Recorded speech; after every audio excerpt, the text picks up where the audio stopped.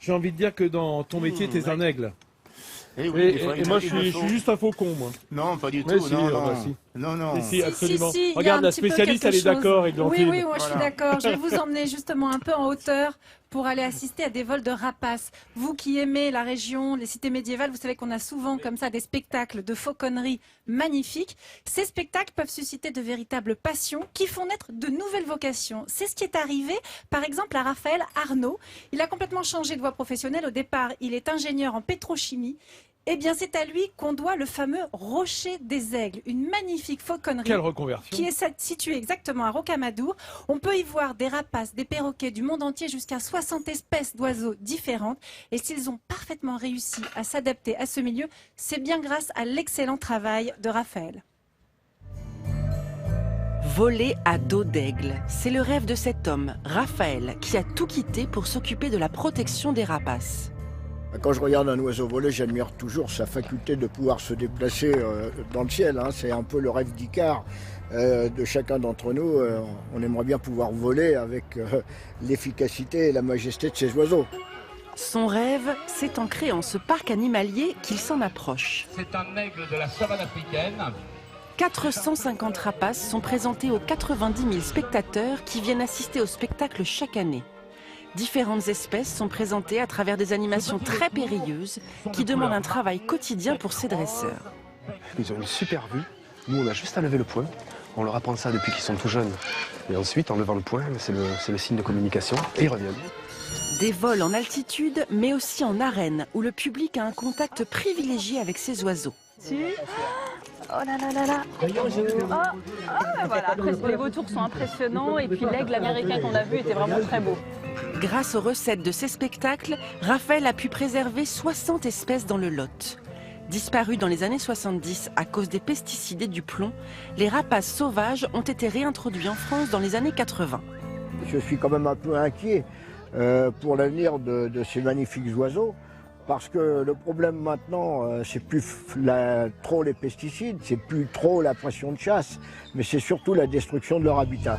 Si ce parc permet au public de découvrir ces oiseaux, pour Olivier Chercheur, les 60 espèces présentes dans ce parc sont une aubaine pour en apprendre plus sur le comportement des vautours.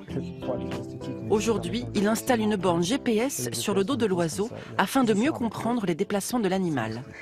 Alors avec ce GPS, je vais avoir comme information la position dans les 3 dimensions, donc en latitude, en longitude et en altitude, de manière très précise, et la direction prise par l'oiseau par rapport au nord. Pendant leur vol, ces caméras embarquées sur le dos des oiseaux travaillent pour lui.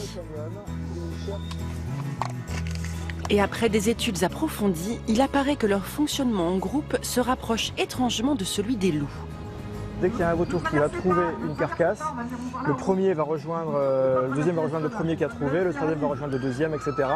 Et donc c'est ce qu'on appelle le recrutement local. En fait, le premier qui trouve une carcasse va attirer les autres pour s'alimenter en groupe.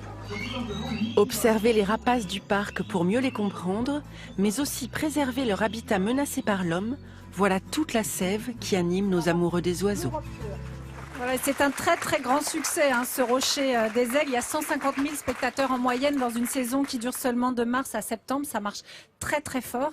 Alors je sais que vous regardiez attentivement ce sujet, Patrice. Hein. C'est époustouflant. Et alors Raphaël nous explique que la destruction de l'habitat est un problème pour les rapaces aujourd'hui. Mais il y a des rapaces ici qui se débrouillent très très bien, qui s'adaptent. Est-ce que vous avez déjà vu, Hugues, par exemple, les fameux faucons de la cathédrale juste derrière nous? Non, je les ai pas vus.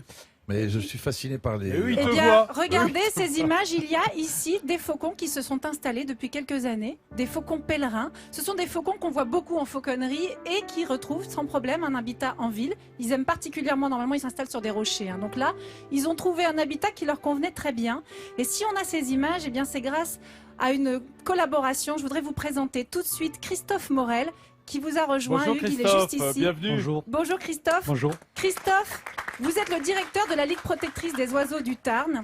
Et avec la mairie d'Albi et puis également l'architecte des bâtiments de France, vous avez uni vos efforts pour protéger ces faucons pèlerins. Expliquez-nous.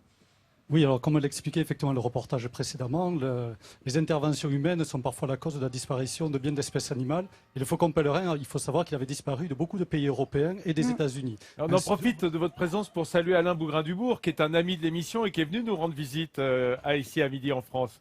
Oui, je le salue au passage puisque c'est notre président national. Voilà. Et alors, Exactement. grâce au travail que fait Christophe avec la mairie d'Albi, par exemple, on a posé des caméras et regardez, vous avez droit à des images absolument étonnantes à observer.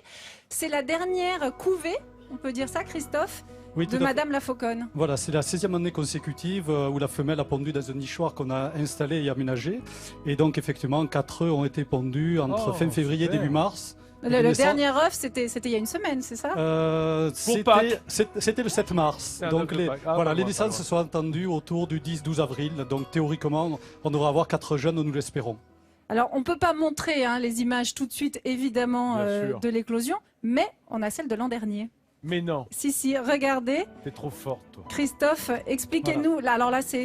Là, effectivement, donc il se trouve que c'est le mâle qui est sur les œufs et ils peuvent éclore entre 2-3 jours d'intervalle, mais en règle générale, effectivement, en 2-3 jours, les 4 œufs ont éclos et ça peut éclore en pleine journée comme en pleine nuit. Les caméras sont équipées, on peut les basculer en infrarouge pour également filmer la nuit, puisqu'on fait tout un travail de recherche avec la ville d'Albi pour voir un petit peu, étudier l'écologie, la biologie de ces oiseaux. Alors, ce qui est amusant, c'est qu'évidemment, tout le monde ici connaît la présence de ces faucons pèlerins. Ça attire beaucoup de monde autour de la cathédrale.